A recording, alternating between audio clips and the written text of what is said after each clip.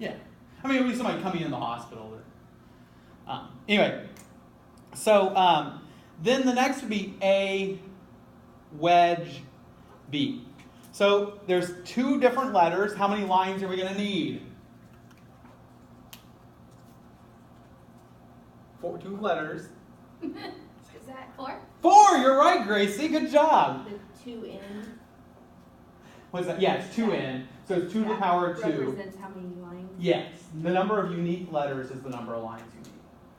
Now, what I say is because the book does it this way, since you need 4 lines, you always start off, you're going to start off with, let me use a different color here. You're going to start off with true, false, sorry.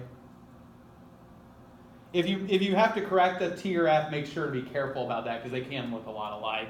A lot of times I'll have people who do this on the test, and I'm like, is that supposed to be a T or an F? I don't know. It's 0. Anyway, so, and then the second would be T, T, F, F.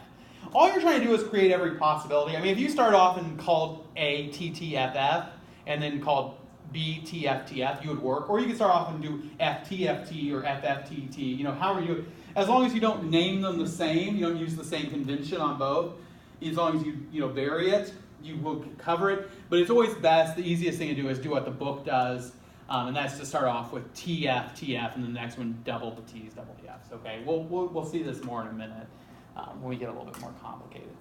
So what happens is, if I say something like, we'll use Danielle this time. Danielle is here, or Gracie is here. Okay? And let's suppose it's true right now that Danielle and Gracie are here. So Danielle is here is true, Gracie is here is true. So if I say Danielle or Gracie is here, is that a true statement or a false statement? That's a true statement, right? Because if I say one of them is here, either of them is here, if they're both true, then it's a true statement, right? Now, if on the other hand I say, Danielle is here, but that's not true, she just left, okay? Or Gracie is here, is that still a true statement? I say Danielle or Gracie is here, she's gone, okay? She's still true, right? Because as long as one of the disjuncts, as one of the 2 parts is true, it is a true statement. And then if Gracie leaves and Danielle is here, I say Danielle or Gracie is here, it's still true. The only time it's false is on the last line. Is that what you said? Is if both of them left and I say Danielle or Gracie is here, then that's clearly false because neither of them is here, right? So the only time that one is false is if they're both false. The only time A plus B is true is if they're both true. Okay? Fairly simple. All right? So, I don't know. It makes me feel like, really accomplishing something by knocking it off. I feel like David Letterman that way. He used to throw papers like that, No? Nobody? Okay, this is flashback to like 90s day, okay? I'm going to use an overhead projector and talk about David Letterman for a while. Anyway, maybe talk about Alf later or something. Well, that was 90s. So. That was the 80s. I know. You guys are like, I don't even know who Alf is. I know who Alf is. Okay. I watched a lot of reruns, but I didn't see the original. Well, I was in school. I was a kid when it was on. I mean, I was yet to be born then, yeah. I know. I was thinking, man, I should have corrected that. I have no idea who you're talking about. All right, so A, horseshoe, B. So we have 2 letters, so how many lines? 4 is correct, yes. So we can do once again TF, TF, and then we have T, T, F, F. And what happens here is we have statements where basically we're trying to determine is if A is true, then B is true, right? In what situations would that be true and in what situations would it be false, okay? And so the case is can you have a statement in which A is true and B is true? It would be a true statement, right? And so what happens, like if I say something like, if George Washington was assassinated, then he is dead. That's a true, okay, sorry, I should use, if Abraham Lincoln was assassinated, then he is dead, right? So A will be, Abraham Lincoln is assassinated, B will be, he is dead. Is that fair enough? If both that's true, Abraham Lincoln was assassinated, right? And he is dead. That is correct, right? And if Abraham Lincoln was assassinated, then he is dead. Is that a true statement? Yes. The next one says, if, we'll change it to George Washington. Was George Washington assassinated? Oh my. No. Somebody's in political science right now. I think she should know. What's that? No, he was not. He died after being leached for disease, right? Mhm. And had his wrist cut to let out the let out, right? I don't think they use leech. I think they actually just cut his wrists. But sometimes they use leeches. Anyway, and so what happens is, but if so, it's false that George Washington was assassinated, but it is true that he's dead, right? But then it's the statement, if George Washington was assassinated, then he would be dead. Is that a true statement? Yes, that is a true statement, right? If he had been assassinated, then he would be dead. He wasn't assassinated. He is dead, but if he was assassinated, he would also be dead, right? I mean, if I was assassinated, I would be dead, right? It's not true that I'm dead. It's not true that I was assassinated, but it's still a true statement. And so, just because the antecedent is true and the consequent is true, and so just because the antecedent is false and the consequent is true, does not mean that it's a false statement. It can still be a true statement. And so we would label that as true. And I already gave the example, if I was assassinated, which I was not, that's false. And if I was dead, which is false. But if I was assassinated, then I would be dead, is a true statement, right? So that is also true. But the one up here that creates potentially a problem, this isn't. The one up there that creates a potential problem is the one that says, if A, then B, in which A is true and B is false. Well, anytime the antecedent is true, the consequent necessarily must be true. So if the antecedent is true and the consequent is false, that is a false statement. That is a statement that is logically it doesn't work, right? So if I have a statement like, well, I mean, it's hard to even come up with an example because it's a logically contradictory statement.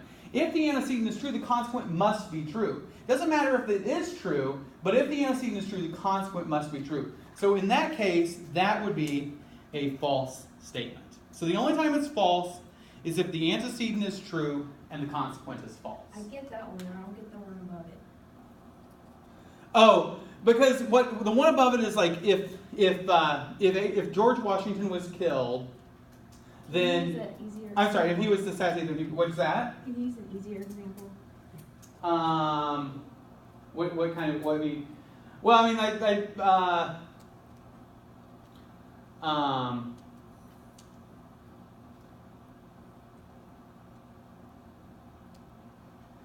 I suppose the case is that it's possible.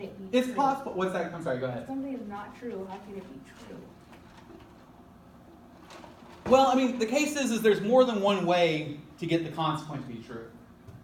If the antecedent is true, the consequent must be true, right? Yeah.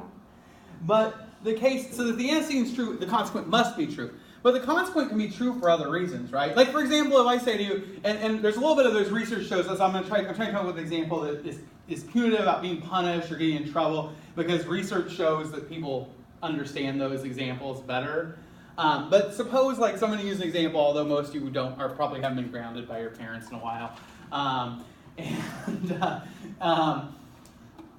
mean, I was last week, but I mean, it's a whole other issue. But anyway, I had to sit in timeout for a while. It was pretty rough. Anyway, especially because like that timeout chair is so small, and I'm like, in my 40s now, and my back starts hurting, but anyway, so what happens though is that if I said to you like, if you stay out past curfew, then you will be grounded, right? Mm-hmm. Now, it's possible you didn't stay out past curfew, but you could still be grounded, right? Yeah. Because you could have been disrespectful to your mom. You could have stolen money from your mom. I don't know what in the world you did. I don't know. I mean, but there's a lot of ways to get grounded, right?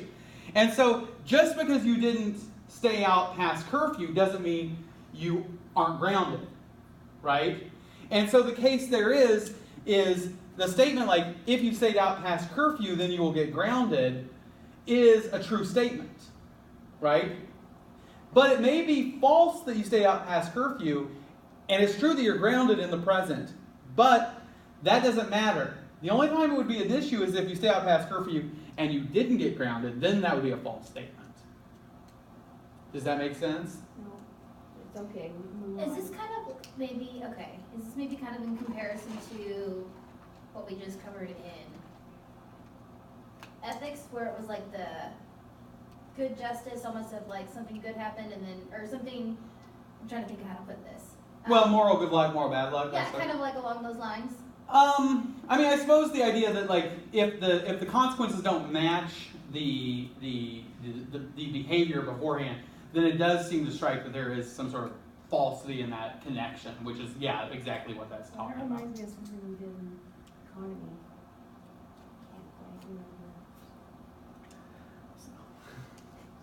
So the last one, and I'll give this one, and then if you want, if you got, I mean, I'm just trying to think, like, I mean, basically what this is saying is like this is like a statement in and of itself. This is a statement. This is just a general statement. Like A is stayed out past curfew, right?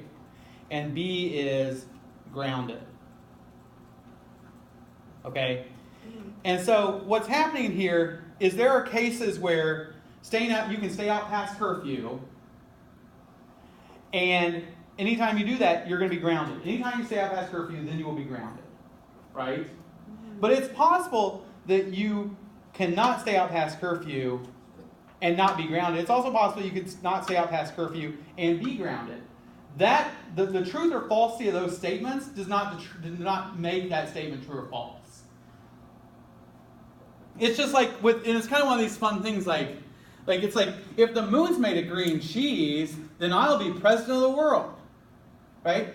Now there's really no way to evaluate that because the moon's not made of green cheese. That's a false statement, and I'm not president of the world, right? But if the moon is made of green cheese, then I will be president. I can tell you that is a true statement, right? Just the moon's never going to be made of green cheese, so I'm never going to be, but it's also the case I can be president of the world. I don't know why I'd be president. I want to be king of the world because presidents have to be elected. But if I was going to be, and I'm going to take it over by war and destruction. Anyway, what's the fun of being, king or ruler, but the case is that there's a little bit of, if the premise, or if both the antecedent and the consequent are false, it doesn't make it a false statement. It just makes it a statement in which the antecedent never happened. It makes sense now that I can see it. Okay. I guess I'm visual. I'm more of an audio learner too, like he is, which is kind of weird because, I hardly ever watch anything. I mean, it's like I just like to listen to stuff. So, hi. Oh. Yeah. Top 10 list. Top 10 things you overheard in logic class. Number 1. This is the best class ever. No? Anyway, it's a little joke. You're like not that funny too. It's better than some I've had, that's for sure. 2, 10 points illegal drugs from the nurses. What? No. Anyway, A triple bar B.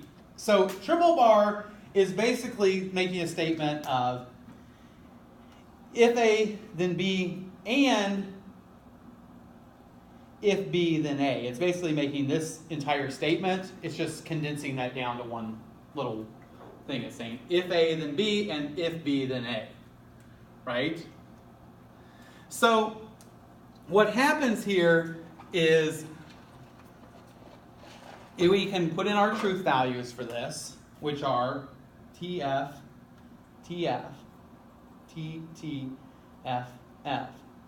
And then what happens is if the antecedent and the consequent are the same, it will be true. But if they are different, then they will be false. And the reason is because if A is ever the true antecedent and a false consequent, then it's going to be false, right? And now, even though that's false, true, true, false plus false, true is false. And so that will be a line in which it will be false. The only time, if one of them, because one of them will function as a true antecedent while the other one functions as a false consequent. And so anytime that happens, it will be a false statement. So with